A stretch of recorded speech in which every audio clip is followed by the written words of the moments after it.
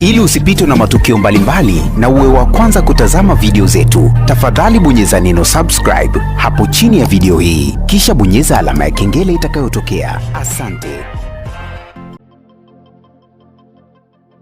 Kutokana na mahojiano ya wakili wa mchezaji huyo aliyoyafanya na redio ya taifa kuhusu kile ambacho kinaendelea kwenye sakata hilo, Mr. Nduruma Majembe ambaye ni wakili na miongoni mwa walioingia kwenye dakika 60 za kamati husika na pande zote ambazo zinahusika kwenye shauri hilo, amezungumza masuala mbalimbali ikiwemo namna ambavyo, naomba ni nukuu sehemu ya alichokizungumza na redio ya taifa TBC. Mr. Majembe amesema wamepokea kwa masikitiko na taharuki juu ya maamuzi ya mteja wao Faisal Salum na hawadhani kama ni haki imetendeka, ila ifikapo siku ya Jumatatu, yaani kesho, watajua kama wanaomba review au wanaenda CAS, na hiyo watajua siku ya kesho, ila wanaamini haki haijatendeka dhidi ya mteja wao.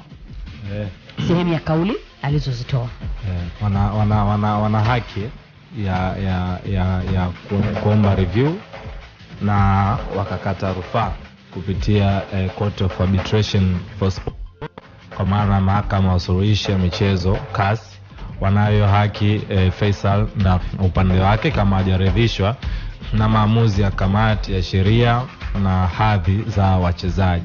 Lakini kwa upande wa Yanga, wao walikuwa wameenda kupeleka shauri, kwa maana kuhusiana kwamba Faisal ilisemekana yeye amevunja mkataba na Young Africans pasipo na concern yao. Kwa hiyo mwisho wa siku kamati imeidhinisha ama imeamua kwamba Fei ni mchezaji halali wa klabu ya soka ya Yanga kimkataba. Kwa hiyo taarifa ilitoa ile ni summary ambayo kesho sasa watakuja kuzungumzia kwa namna gani ambavyo wamefikia maamuzi hayo, kwa vigezo vipi na vitu kama hivyo, basi watavizungumzia. Baada ya hapo sasa, manake ni upande wa Fei sasa, wao baada ya hiyo ruling, kwa maana ya kwamba sasa wameshaelezea kilichopo, ushahidi na sababu basis ambao wao walitumia, wao sasa wataona. Ndio maana wakili anasema baada ya hapo sasa wataona sasa kama wataenda CAS ama hawatoenda. Kwa hiyo kwenda CAS ama kutokwenda itategemea na kamati kesho sasa watazungumza nini. Lakini mwisho wa siku mimi nimeona pale wakili anasema mzaji wake ama mteja wake hana furaha, yani hana amani, hana mapenzi tena na klabu ya soka ya Yanga. Kwa hiyo mwisho wa siku ni wataalamu wa sheria wao wanaweza kuwa wanafahamu zaidi, lakini mimi kwa elimu yangu ndogo sana, huwezi kusema unavunja mkataba kwa sababu yani hauna amani, hauna furaha, hauna mapenzi na taasisi ambayo unaifanyia kazi. Sababu mkataba ni two way sided, kwamba wewe na Yanga. Kwa hiyo huna amani, huna mapenzi na club, manake inabidi ukae chini wewe na club yako, kwa bana na terminate, naomba nivunje mkataba wangu kwa sababu fulani. Klabu itapima kama ina uwezo wa kuresolve hizo sababu ambazo wewe hazikupi furaha. Mfano, labda nataka nikae nje ya camp, sitaki kukaa Avic Town. Mfano, labda sina gari, nataka gari zuri la kutembelea. Umeona, moja kati ya vitu ambavyo vinipi furaha labda ndani ya Yanga, sina gari la kutembelea zuri. Labda sitaki kukaa Avic Town. Labda mimi timu inapoenda uwanjani, labda uwanja wa Taifa, sijisikii raha labda kwenda na basi la timu mfano.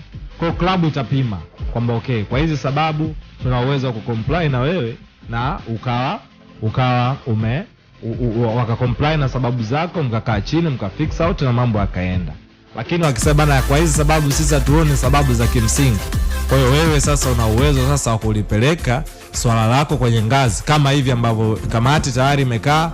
Kama watu uridhika, watabidi waende sasa kwenye ngazi ya juu ambayo ni CAS. Kwa hiyo mwisho wa siku, Priska, mpira wa miguu una kanuni zake, una misingi yake, na sio tu mpira wa miguu, taasisi zina misingi, zina namna. Uweze tu from nowhere. Ingekuwa kama hivyo vitu hivyo vinawezekana, kila mchezaji Priska ana termination, ana hicho kifungu, ana hicho kipengele cha kuterminate mkataba. Na FIFA wanasema mikataba yote ni lazima icomply na kile ambacho wao FIFA ndo basis ya hii mikataba. Kwa hiyo unachokiweka kwenye mkataba vinatakiwa vicomply na FIFA. Umenielewa vizuri? Hata ukitaka kuterminate contract na vunja mkataba kwa sababu gani? Sio, umenielewa vizuri? Watareview kwa maana hizi sababu zipo. Hizi sababu za mchezaji kutokuwa na furaha tu ndani ya timu anapaswa kuvunja mkataba, ama mchezaji labda sijisikii raha ndani ya timu watakiwa vunja mkataba. Wao FIFA sasa wao kasi wao sasa nakaa, jamani, kweli mchezaji anataka kuvunja mkataba kwa sababu hana furaha tu ndani ya timu. Tuambie kitu gani ambacho wewe kinakukosesha furaha ndani ya timu? Labda unaweza ukasema bana, mshahara unaolipa ni mdogo. Umeelewa vizuri? Sawa, hii contract ulisaini mwenyewe, ndio. Ulishikiliwa bunduki? Hapana. Ulishikiliwa kisu? Hapana. This is your contract, ndio. Kwa nini sasa inakuwa hivyo? Ndio vitu ambavyo vitaenda kufanyiwa reason. Kwa mpaka hivi sasa hatutakiwi kuchukua upande. Yaani tusiwe Yanga, tusiwe Faisal. Sisi wote inabidi tusimame kwenye haki. Yaani kilichopo sasa hivi ni kila mtu anatoa maoni yake. Lakini wataalamu wa haya masuala ya sheria kesho watazungumza, kwa maana ya kamati ya hadhi, kamati ya sheria na hadhi ya wachezaji watazungumza. Wao watasema walisimamia wapi kuona kwamba Faisal ni mchezaji halali wa klabu ya soka ya Yanga.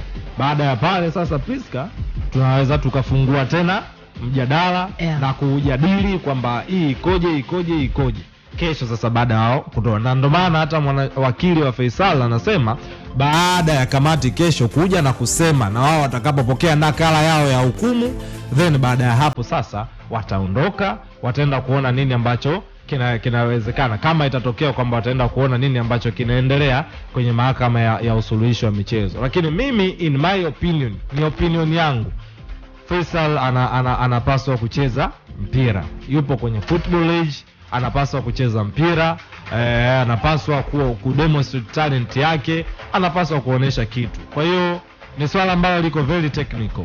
Watu wasimchukie Fei na watu wasiichukie Yanga.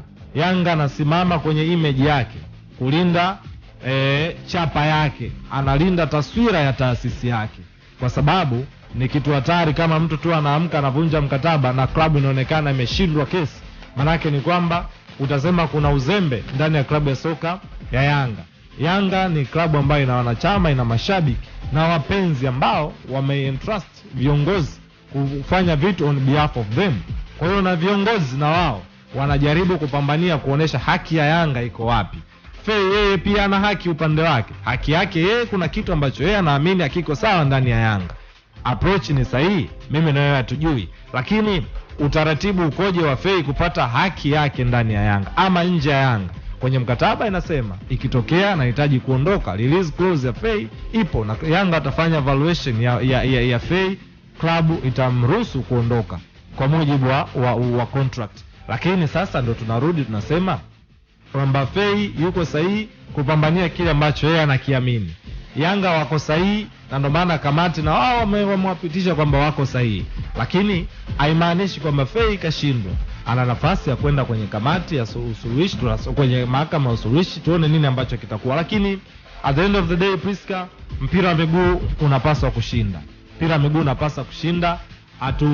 Hatupasi kuchukua upande, na bizi sasa tusubiri. Kesho ni sehemu ya kwanza, alafu baada ya kesho ni sehemu ya pili. Lakini kwangu mimi Yanga wamefanya kitu sahihi kwa heshima ya taasisi yao, kwa heshima ya nembo ya klabu yao, kuhakikisha kwanza image ya klabu inakuwa clean, kwamba mpo katika sehemu sahihi.